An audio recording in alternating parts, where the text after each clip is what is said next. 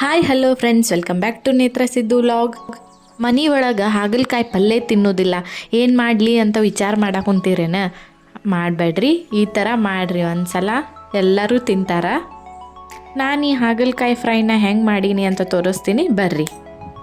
ನಾನಿಲ್ಲೇ ಒಂದು ಕಪ್ ಹಾಗಲಕಾಯಿನ ಸಣ್ಣಗೆ cut ಮಾಡ್ಕೊಂಡೀನಿ round shape ಒಳಗೆ. ಅದರೊಳಗಿನ ಬೀಜ ಎಲ್ಲ ತೊಗೊಂಡೀನಿ. ಅದಕ್ಕೆ ನಾನು 3 ಸ್ಪೂನ್ ಆಗುವಷ್ಟು ಕಡ್ಲಿ ಹಿಟ್ಟು ಹಾಕೊಳಕೊಂತೀನಿ.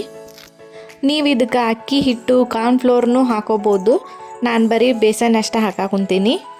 ಮತ್ತು 1 ಸ್ಪೂನು ಖಾರದ ಪುಡಿ ಹಾಕೋನು, ಮತ್ತು 1/2 ಟೀ ಸ್ಪೂನು ಅರ್ಶಿನ ಪುಡಿ ಹಾಕೋನು.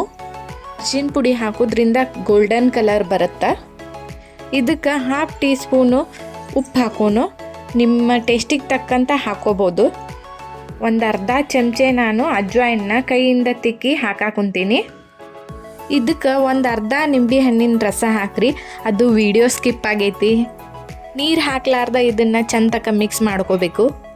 ನಾನಿಲ್ಲೇ ಮೊದಲ ಎಣ್ಣೆ ಕಾಯಕ್ಕೆ ಇಟ್ಟಿದ್ದೆ, ಎಣ್ಣೆ ಕಾದೈತಿ. ಈಗ ಸ್ವಲ್ಪ ಹಾಗಲಕಾಯಿನ ಎಣ್ಣೆಯೊಳಗೆ ಫ್ರೈ ಮಾಡ್ಕೊಳ್ಳೋನು.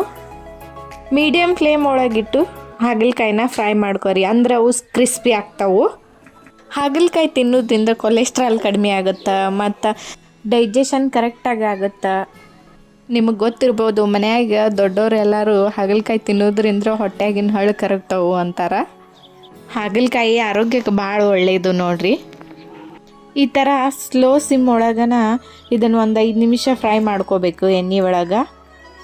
ನೋಡಿರಿ ಹಾಗಲಕಾಯಿ ಹೆಂಗೆ ಕ್ರಿಸ್ಪಿ ಗೋಲ್ಡನ್ ಬ್ರೌನ್ ಆಗ್ಯವು. ಇದು ರೆಡಿ ಆಗೈತಿ. ಫ್ರೆಂಡ್ಸ್, ನೋಡಿದ್ರೆಲ್ಲ ಈಸಿಯಾಗಿ ಹಾಗಲಕಾಯಿ ಫ್ರೈ ಹೆಂಗೆ ಮಾಡೋದು ಅಂತ. ಈ ವಿಡಿಯೋ ನಿಮ್ಗೆ ಇಷ್ಟ ಆಗಿದ್ರೆ ದಯವಿಟ್ಟು ನನ್ನ ಚಾನಲ್ನ ಸಬ್ಸ್ಕ್ರೈಬ್ ಮಾಡ್ಕೊರಿ, ಬೇರೆದವ್ರಿಗೆ ಶೇರ್ ಮಾಡಿರಿ ಮತ್ತು ಲೈಕ್ ಮಾಡಿರಿ. ಹೆಂಗಾಗೈತಿ ಅನ್ನೋದನ್ನು ಕಮೆಂಟ್ ಮಾಡಿರಿ. ನೆಕ್ಸ್ಟ್ ಮತ್ತೊಂದು ಹೆಲ್ದಿ ರೆಸಿಪಿನ ನಾನು ನಿಮ್ಗೆ ತೋರಿಸ್ಕೊಡ್ತೀನಿ. Thank you.